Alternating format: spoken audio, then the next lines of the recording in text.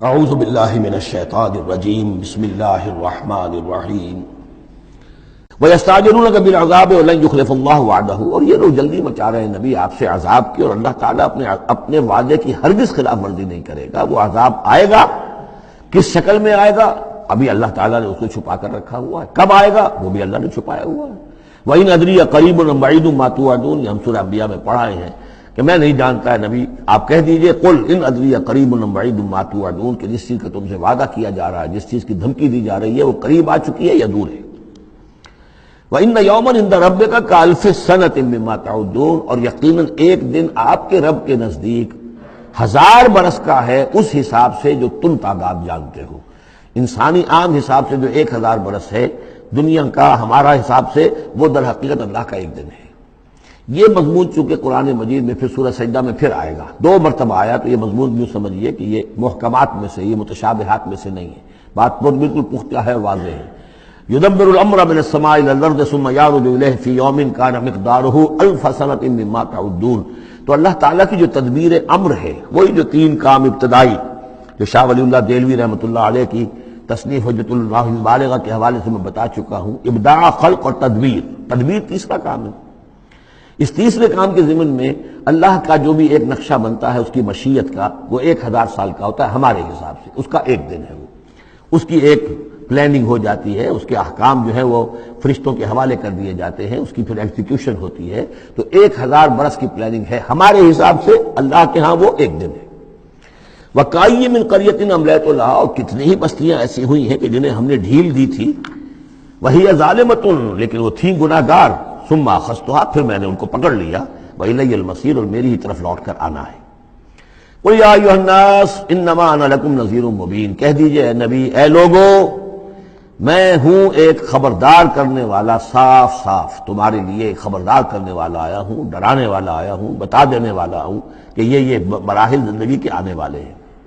فالذین آمنوا وعملوا الصالحات، جو لوگ ایمان لائیں اور نیک عمل کریں، لہم مغفرۃ ورزق کریم، ان کے لیے اللہ کی طرف سے مغفرت ہے، یہ میں بشارت دے رہا ہوں، اور رزق کریم، اور بہت ہی باعزت روزی ملے گی۔ والذین سعوا فی آیاتنا معاجزین، اور جو لوگ ہماری آیات کے بارے میں تگ و دو کریں گے کہ انہیں کسی طریقے سے فیل کر دیں، ناکام کر دیں، غیر مؤثر کر دیں، ان آیات کو پھیلنے نہ دیں، اولئک اصحاب الجحیم، تو یہ وہ لوگ ہیں کہ جہنم والے ہیں۔ وما ارسلنا من قبلک، یہ کافی مشکل آیت ہے قرآن مجید کی جو اگلی آ رہی ہے، اور اس میں کافی قیل و قال ہے۔ وما ارسلنا من قبلک من رسول ولا نبی الا اذا تمنى القى الشیطان فی امنیتہ، اور نہیں بھیجا ہم نے آپ سے پہلے بھی کوئی رسول، اے نبی صلی اللہ علیہ وسلم، نہ کوئی رسول نہ نبی، الا اذا تمنا، مگر یہ کہ جب اس نے خود کوئی خیال باندھا، کوئی پلاننگ کی، کوئی نقشہ بنایا اپنے کام کا۔ ایک تو یہ کہ اللہ کی طرف سے ہدایت آ رہی کہ اب یہ کیجئے، اب یہ کیجئے، اب یہ کیجئے، ظاہر بات ہے کہ اس میں تو کسی خطا کا کوئی امکان ہی نہیں، وہی چاہے وہ وحی جلی ہو اور چاہے وحی خفی ہو، نبی کے لیے وحی جلی، وحی خفی دونوں محفوظ ہیں۔ وحی خفی کے اندر بھی شیطان یا شیطانی قوتیں کوئی دراندازی نہیں کر سکتے، لیکن یہ کہ کبھی ایسا بھی ہوتا ہے کہ وحی کی طرف سے کوئی بات نہیں آئی ہے۔ ظاہر بات ہے کہ یہ نہیں سمجھنا چاہیے کہ نبی کی حیثیت بالکل ایسے ہے جیسے وہ کسی زمانے میں، آج کل تو شاید وہ معاملہ ختم ہو گیا، وہ تار جو جاتے تھے گٹ گٹ گٹ گٹ ہو رہی ہے، ادھر سے ہو رہی ہے، ادھر سے وہ جو ہے مشین بول رہی ہے، تو بیچ میں تو مشین ہے، کچھ نہیں ہے۔ تو ایسا نہیں ہے کہ نبی کی اپنی کوئی شخصیت ہی نہ ہو، نبی کی اپنی کوئی سوچ ہی نہ ہو، نبی کی اپنی کوئی پلاننگ ہی نہ ہو۔ یہ تو عام انسان بھی دیکھیے، اگر کوئی آپ کو یہ کہے بس آپ کو تو جو کہا کرتے چلے جاؤ، تو آپ کہیں گے میری شخصیت، میری بھی کوئی سوچ ہے، میری بھی کوئی اس معاملے کے اندر مجھے بھی کوئی رائے جو ہے۔ تو نبی کا معاملہ یہ نہیں ہے کہ بس ہر لحظہ وہ اللہ کا حکم آ رہا ہے، نہیں، بلکہ یہ کہ ان کو ایک حکم دے دیا گیا، اس پر پھر وہ خود بھی سوچتے ہیں۔ تبلیغ کیجئے، جیسے حکم آیا انذر عشیرتک الاقربین، اب اپنے قریبی رشتہ داروں کو خبردار کیجئے۔ اب یہ کام نبی کا تھا کہ آپ نے حضرت علی کو حکم دیا کہ کھانے کا انتظام کرو، اور بنو ہاشم کے تمام مردوں کو آپ نے بلا لیا۔ یہ جو تدبیر ہے یہ یا محمد رسول اللہ صلی اللہ علیہ وسلم کی، ان تدبیروں میں ایسا ہو سکتا ہے کہ کسی وقت کوئی خطا ہو جائے، کسی وقت کوئی بات جو ہے غلط بھی ہو جائے۔ یہ بات چونکہ اس کا ذاتی اجتہاد ہے، چنانچہ صحابہ کرام بھی یہ کرتے تھے۔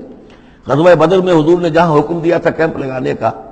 تو وہ جا کر بعض صحابہ پہنچ گئے کہ حضور دیکھیے اگر تو یہ وحی کے حکم کے تحت ہے، جو اللہ کا حکم ہے کہ یہاں کیمپ ہمارا ہونا چاہیے، سر تسلیم خم ہے۔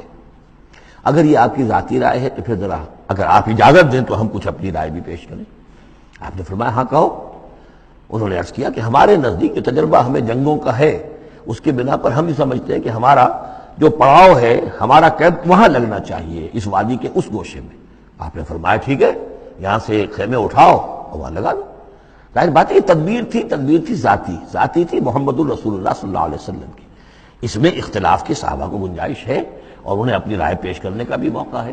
اگر یہ وہی سے ہوتا تو ظاہر بات ہے کہ پھر وہاں سے کوئی سوال پیدا نہیں ہوتا تھا کہ وہاں سے کیمپ اکھاڑا جائے۔ تو اس طرح کے معاملے میں خطا بھی ہو سکتی ہے، غلطی بھی ہو سکتی ہے، اور اس قسم کے معاملے میں کوئی در اندازی جو ہے شیطان کی طرف سے بھی ممکن ہے۔ اب یہ مسئلہ ایسا ہے کہ چونکہ عصمت انبیاء کے بارے میں جو بہت حساس، تمام اہل ایمان جو ہے بہت حساس ہیں، تو یہ آیت جو ہے تو یہ گویا کہ یوں سمجھیے کہ یہ حلق میں پھنس جاتی ہے، اس کو اس طریقے سے قبول کرنا بڑا مشکل ہے۔ تو تعویلیں بڑی دور راسکار بھی کی گئی ہیں، لیکن میرے نزدیک اس کی بالکل سیدھی سی بات ہے۔ یہاں تک کہ میں آپ کو واقعہ بتا چکا ہوں تعبیر نخل کا، کہ حضور نے مدینے میں جا کر کہا کہ یہ آرٹیفیشل پولینیشن وغیرہ کے لیے تم جو قریب کر دیتے ہو کھجور کے نر اور مادہ پھولوں کو قریب لے آتے ہو تاکہ فرٹیلائزیشن زیادہ ہو جائے اور پھر یہ کہ پھل زیادہ نہ کرو تو کیا ہے، آپ کے بس یہ کہنے سے صحابہ نے نہیں کیا، لیکن یہ کہ فصل کم ہو گئی۔ اب انہوں نے ڈرتے ڈرتے عرض کیا کہ حضور آپ نے یہ فرمایا تھا، ہم نے نہیں کیا، تعبیر نخل اس سال ہم نے نہیں کی تھی، فصل کم ہو گئی ہے۔ فرمایا انتم عالم بامور دنیاکم، یہ معاملات تمہارے، میں یہ سکھانے تمہیں نہیں آیا، ایگریکلچر سکھانے نہیں آیا تمہیں میں تو آیا ہوں یہ ہدایت دینے کے لیے۔ جو ہدایت میں دوں، جو میری جو نبوت اور رسالت کا جو ایشو ہے، جو اس کا موضوع ہے، اس پر تمہیں میری ہر بات کو ماننا ہے، لیکن یہ جو تمہارے معاملات ہیں یہ تجرباتی معاملات ہیں۔ اب دیکھیے تجرباتی، چونکہ وہ تجربہ تھا انہیں، وہ کرتے تھے، زراعت کرتے تھے، اور انہیں یہ اندازہ ہو گیا تھا کہ ایسا ہو تو اس سے یہ کہ پھل زیادہ ہوتا ہے، تو تجربے پر تھا، اور تجربے ہی کی بنیاد پر سائنس ہے۔ پوری سائنس کیا ہے؟ ایکسپیریمنٹیشن ہے نا، اسی کے اوپر تو یہ سائنس ڈیولپ ہوئی ہے۔ ان چیزوں کو جو ہے وہ اس سے خارج سمجھیے، اس میں کوئی تعلق جو ہے دین کا اس سے نہیں ہے۔ انتم عالم بامور دنیاکم، تم اپنے ان دنیاوی معاملات کو جو تجربے پر جس کا دار و مدار انحصار ہے مجھ سے بہتر جانتے ہیں۔ یہ حدیث ہے بخاری شریف کی، الحمدللہ اللہ تعالیٰ ان پر لاکھوں نعمتیں اور اپنی رحمتیں نازل فرمائے، یہ چیزیں محفوظ رہ گئی ہیں ہمارے لیے، تبھی تو ہمارے لیے کچھ کہنے کا اور بولنے کا موقع ہے۔ تو فرمایا انتم عالم بامور دنیاکم۔ اسی طریقے کا مسئلہ یہ ہے وما ارسلنا من قبلک من رسول ولا نبی الا اذا تمنا، جب وہ کوئی اپنی سکیم بناتے ہیں، اپنی پلاننگ کرتے ہیں، القى الشیطان فی امنیتہ، تو شیطان ان کے خیال میں کچھ ڈال دیتا ہے۔ امنیہ کہتے ہیں تمنا، آرزو۔ اب دیکھیے آدمی سوچتا ہے یہ حسرہ ہو جانا چاہیے، یہ کام یوں ہونا چاہیے، مثلا جب کہ آپ نے دیکھا کہ مکہ مکرمہ میں تو میرا قیام ناممکن ہو گیا ہے، اس لیے کہ ابو طالب کے انتقال کے بعد وہ جو خاندانی ایک پروٹیکشن حاصل تھی بنو ہاشم کی وہ ختم ہو گئی، اور اب خاندان بنی ہاشم کا سردار بھی ابو لہب ہو گیا ہے کہ جو بہت ہی سخت دشمن ہے ذاتی طور پر حضور کا۔ تو پھر آپ نے سوچا اب کیا کروں، ادھر دیکھوں کسے آواز دوں، تو آپ نے طائف کا سفر کیا، لیکن یہ کہ وہاں پہ آپ جو ہے ناکام وہاں سے آنا پڑا، وہاں کوئی آپ کو ریسپانس نہیں ملی، بلکہ زندگی کا سخت ترین دن جو ہے حضرت عائشہ صدیقہ رضی اللہ تعالیٰ عنہ کی روایت موجود ہے، ان کے ہوش کے دوران تو سمجھیے کہ غزوہ احد کا دن سخت ترین تھا، تو انہوں نے کبھی پوچھ لیا کہ حضور آپ پر احد کے دن سے بھی سخت دن کوئی گزرا ہے؟ آپ نے فرمایا ہاں، طائف کا دن مجھ پر اس سے کہیں زیادہ سخت تھا، وہ سختی ہوئی حضور پر۔ لیکن اللہ تعالیٰ کی مشیت میں کیا تھا کہ یہ سعادت جو ہے یہ طائف کے لیے نہیں لکھی تھی، یہ سعادت یثرب کے لیے لکھی تھی، جو مدینہ منورہ بننے کی سعادت جو ہے، مدینہ النبی بننے کی سعادت اللہ کی حکمت میں مدینہ کے لیے تھی۔ وہاں حضور گئے بھی نہیں اور وہاں کے 6 آدمی ایمان لے آئے اور کھڑکی کھل گئی۔ وما ارسلنا من قبلک من رسول ولا نبی الا اذا تمنا القى الشیطان فی امنیتہ فینسخ اللہ ما یلقی الشیطان، پھر اللہ منسوخ کر دیتا ہے، ختم کر دیتا ہے اس چیز کو کہ جو شیطان نے ڈالا ہوتا ہے۔ ثم یحکم اللہ آیاتہ، پھر اللہ تعالیٰ اپنے فیصلوں کو پختہ کر دیتا ہے۔ یہاں آیت جو ہے آیات ہی فیصلوں کے معنی میں ہے۔ واللہ علیم الحکیم، اور اللہ سب کو جاننے والا، کمال حکمت والا ہے۔ یہ توجیہ ہے میرے نزدیک، اور یہ قریب ترین ہے اس توجیہ سے کہ جو موضح القرآن میں شاہ عبد القادر